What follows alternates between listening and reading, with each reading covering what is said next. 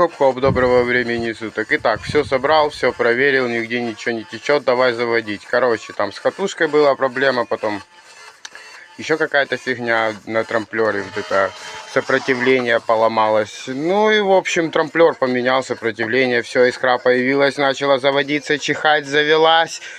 Поработала 20 секунд, решили перекурить. Пока перекурили, давай заводить, а мотор не крутит, где-то что-то не так. Думал, что стартер, короче, обломал, застрял, но нет, походу обломался клапан. Фу, какой-то невезучий этот мотор.